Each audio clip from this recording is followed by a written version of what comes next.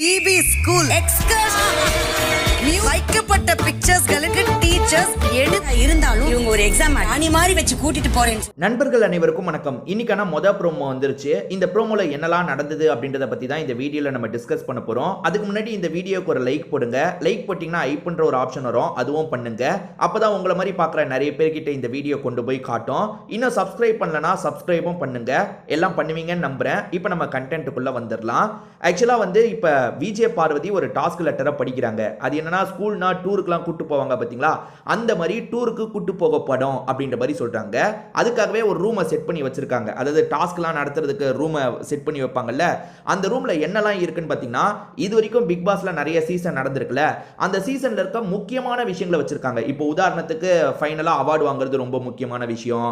அதே மாதிரி சிலர் ஒரு கேரக்டர் எடுத்து பண்ணியிருப்பாங்க, அந்த விஷயத்தை வச்சிருக்காங்க. இந்த மாதிரி முக்கியமான ஈவெண்ட் எல்லாம் வச்சிருக்காங்க.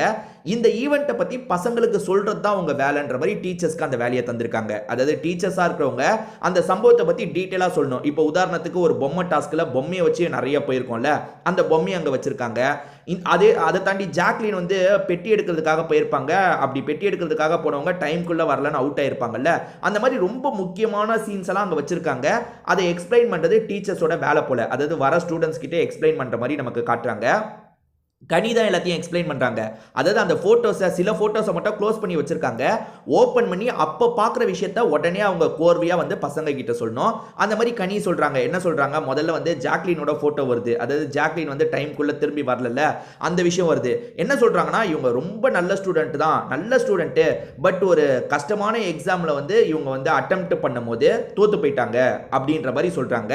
அடுத்து ஒரு போட்டோ எடுக்கும் போது அதுல யார் போட்டோ வருதுன்னா, ஜூலி வந்து கீழே விழுந்த மாதிரி ஒரு போட்டோ வருது. அதாவது ஓவியா வந்து அந்த ரெட் கார்பெட்ல கூட்டு போனோன்றது தான் ரூலு. ரெட் கார்பெட்டை ஒவ்வொரு இடத்துலையும் எடுத்து போட முடியாதுன்றதுக்காக ஓவியா என்ன பண்ணுவாங்கன்னா, இழுத்துட்டே போகலான்னு நினைப்பாங்க. அப்படி இழுத்துட்டு போகும்போது கீழே விழுந்திருப்பாங்க. அதாவது இவங்க ராணி மாதிரி அவங்க இழுத்து கீழே தள்ளிட்டாங்கன்ற மாதிரிலாம் கனி சொல்றாங்க. ஸோ இதுதாங்க நடக்குது. அதாவது ஃபன்னியாக தான் இந்த ப்ரோமோ இருக்கு.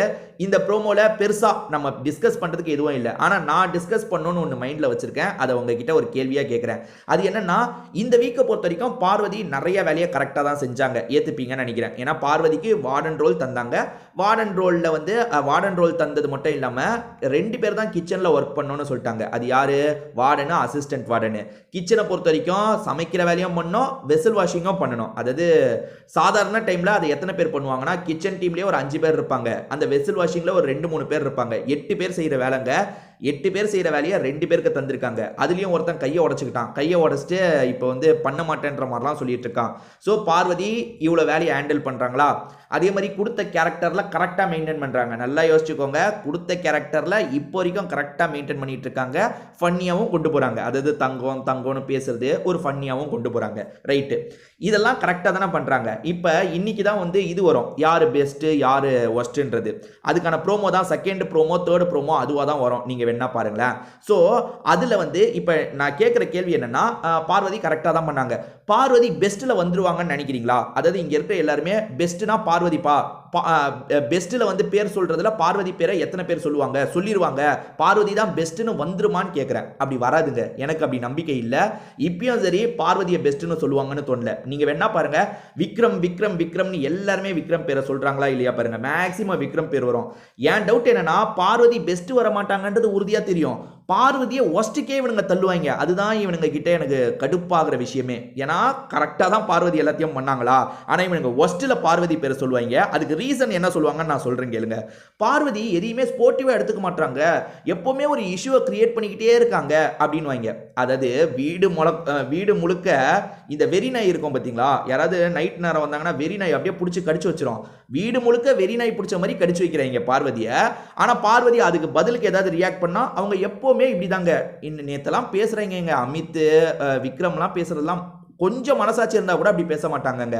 விக்ரம் கேட்குறான், அந்த விக்ரம்லாம் கேவலமான ஜென்மத்துக்கு ஒரு உதாரணம் சொல்றேன். ஏண்டா வெங்காயத்தை ஒளிச்சு வச்சதுக்கே சாப்பாடுல விளையாடாதீங்கன்னு அழுத. அதே மாதிரி சாண்ட்ரா எல்லாரையும் கதற விடும் போது பார்வதி அதை சாதாரணமா எடுத்துக்கிட்டாங்க. தொல்லை கொடுக்குறாங்க தான். பார்வதி அசிஸ்டன்ட் மேனேஜர் ஃபேஸ் பண்ணலையா, நீ எதுக்கு போய் அழுத? நீ வந்து என்னால இந்த வேலையை ஒழுங்கா செய்ய முடியலன்னு அழுதல. ஏண்டா உனக்கு வந்தா மட்டும் அவ்வளோ ரியாக்ட் பண்ற, அடுத்தவங்களுக்கு வந்தா அழுவையை இவர் சந்தேகப்படுவாராம். எங்க ஒரே நாள்ல 3 வாட்டி அழுதுருக்காங்க. இதெல்லாம் எப்படிங்க நம்ம நம்ப முடியும்? பொறுக்கிங்க, உண்மையிலே சொல்றேன். நான் கொஞ்சம் கண்ட்ரோல் பண்ணி பேசணும்னு நினைக்கிறேன். கேவலமான ஜென்மம் தான் இந்த விக்ரம்.